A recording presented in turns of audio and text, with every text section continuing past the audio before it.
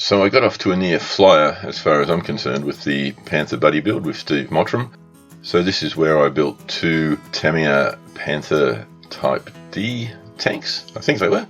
And one was straight out of the box, the other one was with as much photo etch as I could cram onto it.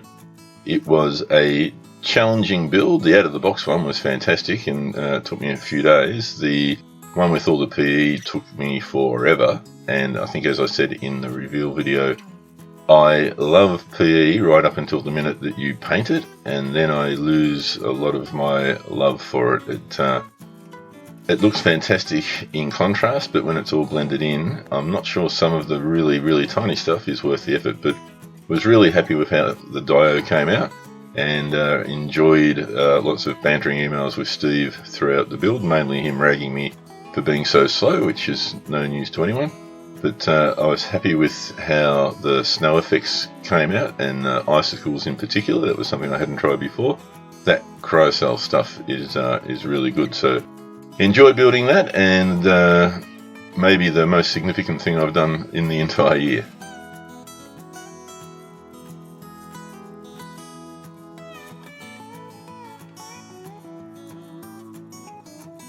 What do you think he has done next?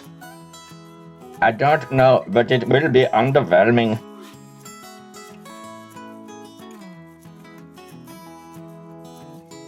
Yes, well, it is all downhill from here. So the next project was the German 88mm anti-aircraft gun and accompanying Kubelwagen and crew. That's the sort of complementary Dio to the earlier Castle Itter Dio from a year or so ago. And got off to a flyer with the Kubelwagen and was really happy with the way that came up. Basically, the story with the Kubelwagen in my head was that it was a normal Wehrmacht Kubelwagen painted in the German grey that had been commandeered by the SS unit that was attacking Castle Itter.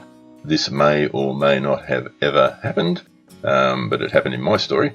And then they just re-sprayed it and put some new unit markings on it, etc. I wanted it to have a bit of damage, so front bumper's broken, right side mirror's broken, a bit of a jerry-rigged steel cable to keep everything going. Other than that, was just a joy to make. So a Tamiya kit came together very easily, no misfitting parts, and just had a bit of fun with the different weathering techniques. Very happy with the decals for the dash. I thought they came out well. All in all, not too bad.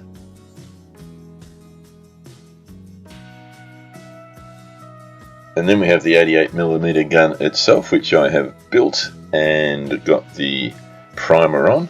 Again, it's the Tamiya version. I built this way back, I think, in about 1978-79, and I believe I've done a slightly better job than I did the first time around.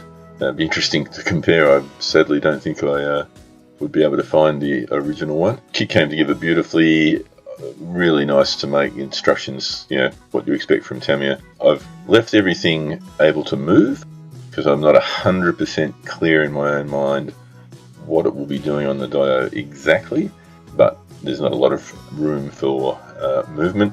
And of course the trailer, or the bogies I think they're called, got to get the wheels all sorted for those. Everything's ready to go.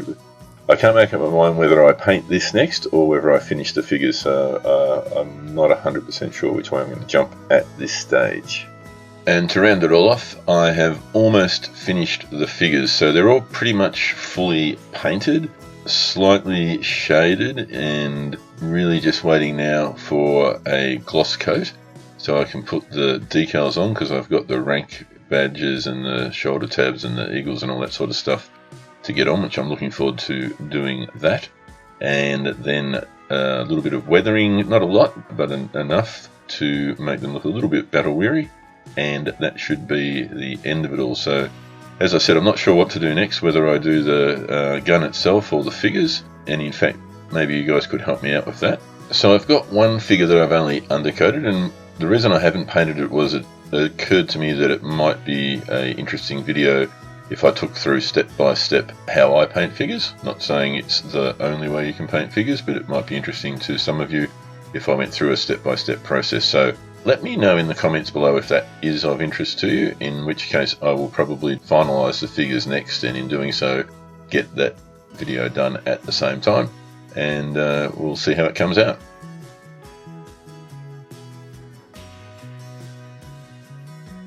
Now, I've been messing around with this French Napoleonic cuirassier for a long time, and I haven't made a great deal of progress, but this is one of the things I'm committed to getting done this year and finished. I am just slack, no excuse. I'm actually really enjoying the figure. I just need to get myself organised, and quite enjoying how the horse is coming along too.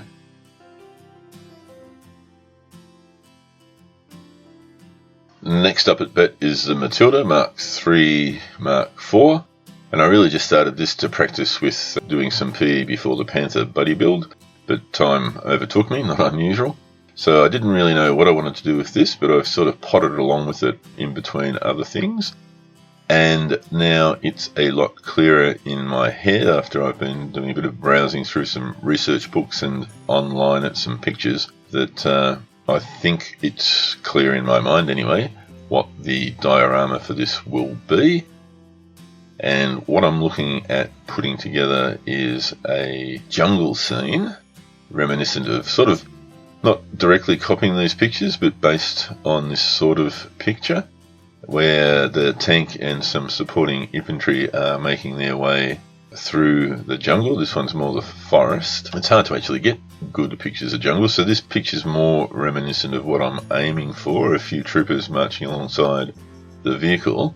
And with technology at my disposal, I have come up with an artist's impression of what that might look like.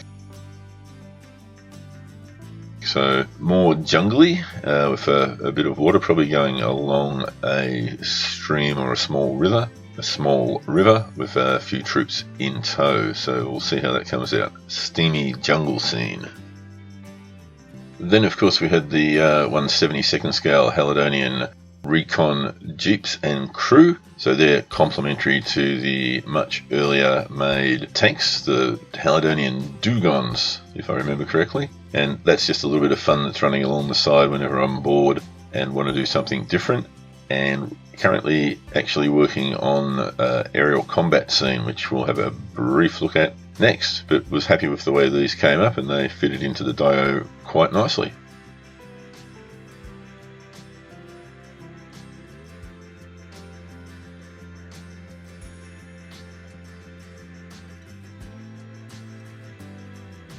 So this is the Edard 1/144 scale MiG-21, and the MiG-21 or MiG-16-17, anything that looks vaguely around that era, is the Haladonian fighter interceptor of choice.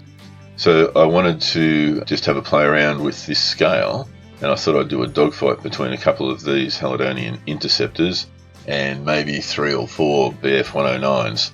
So I have all the bits and bobs, and I've got a reasonable idea in my head what the scene will look like. It's just how do I get them to look like they're not attached to anything and actually flying. So I've got some thoughts on how I can hide maybe an incredibly thin wire, or even to cast something in clear resin that I may be able to shape specifically to keep it out of eyes' way. So anyway, playing around with that. I've been playing around with a little bit of the tail artwork for the Haladonian interceptors, and I think I've just about got that right from a decal perspective too. So yeah, looking forward to getting back into this and finishing it off.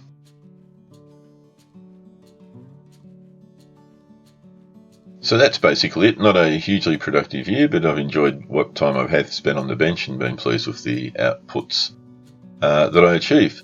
Not going to make any sweeping statements about what I'll achieve in 2020. I am unreliable in terms of my commitment and getting time at the bench. But ideally I want to finish the 88 diorama, which I think should happen in the next month, I would hope.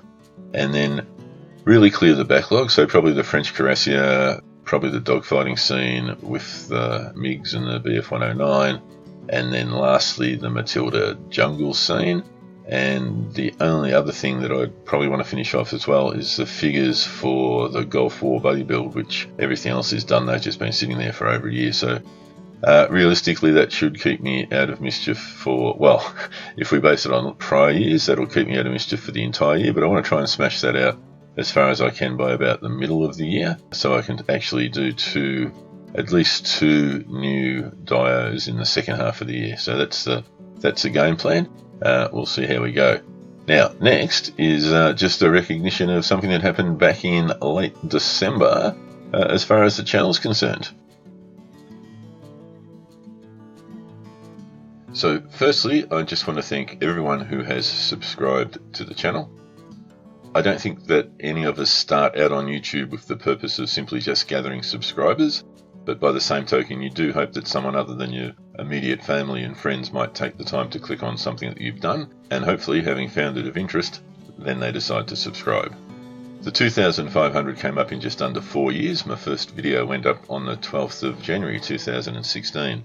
And look, whilst I haven't been the most prolific of publishers, I have tried to keep things moving along at my own somewhat erratic pace. But in doing so, I've also tried to focus on hopefully bringing subjects of interest and perhaps provide some help to viewers. For me, the thing that I enjoy the most is the viewers' comments, your comments, and that's whether they're good, bad or indifferent. I appreciate that someone's taken the time out to actually make a comment, and look, I've been very fortunate in terms of the bad comments. There have been some, but they've been few and far between, and look, even from those comments, I've adopted some of their more pointed suggestions, which hopefully has helped to improve either the modelling or the video quality. As such, for the 2,500 giveaway, I thought I would focus on subscribers who regularly comment, and having crunched the numbers for the last 14 months, I have produced a list of people who have commented on more than half of all my videos over that time. So it's an arbitrary line in the sand by me. If you've commented on more than 50% of those videos, you're in the draw. So here is the list, and I can assure you that there were no great surprises for me when I added up all the numbers. These guys all regularly provide comments, advice, or suggestions, and I really appreciate all of them very much.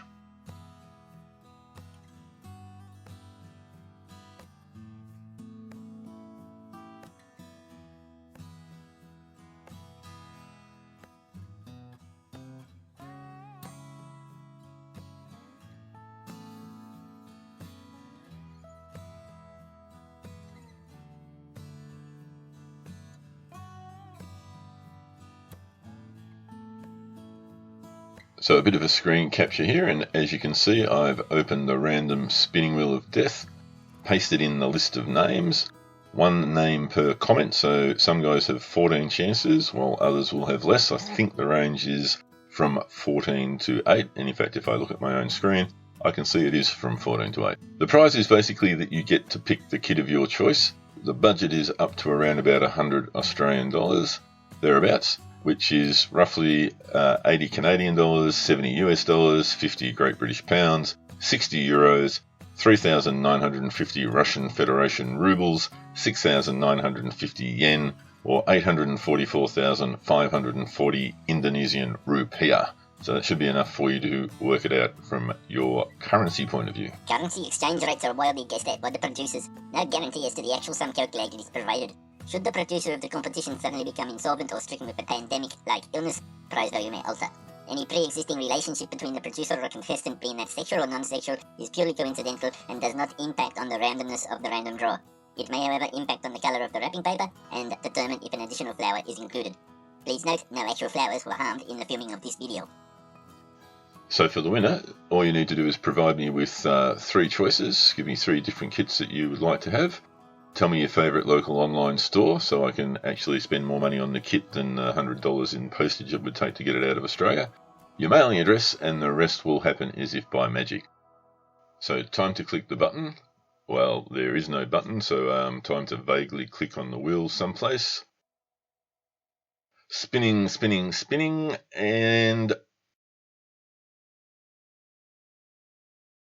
the winner is Clayton McLean. So congratulations, Clayton. I know Clayton is a keen model maker, and hopefully this will be a chance for him to get a kit that he is really looking for. So Clayton, if you're comfortable with sending me an email at helidon63@gmail.com, and that'll be in the commentary below, so you can give me your mailing address, your short list of, say, 3 different kits, so I can give you a slight surprise, and details of your favourite local online provider. I'll get onto that order ASAP. Clayton's been one of my long-time subscribers to the channel and is always really quick to recognise a new video with some positive commentary and supportive comments. So again, congratulations, mate. Well deserved. And I will await your wish list. So again, at least you'll get a slight surprise when it turns up. So that's it, guys. Thank you all for taking the time to watch and hopefully comment. Onwards and upwards to 5,000, which is the goal for the next giveaway. So that will be a fair distance into the future, I think. The very next video up will be the German 88mm artillery crew. And I am hoping, I think today is Wednesday, so it might be Tuesday where you are if you're watching it straight away, or it could be Thursday if you don't watch it immediately. But anyway, so hopefully I'll get them finished this weekend with all the filming done and the audio I can do during the following week. So maybe a weekend after that. Anyway, take care all. Thanks again for taking the time to watch, and I will catch you in the next one.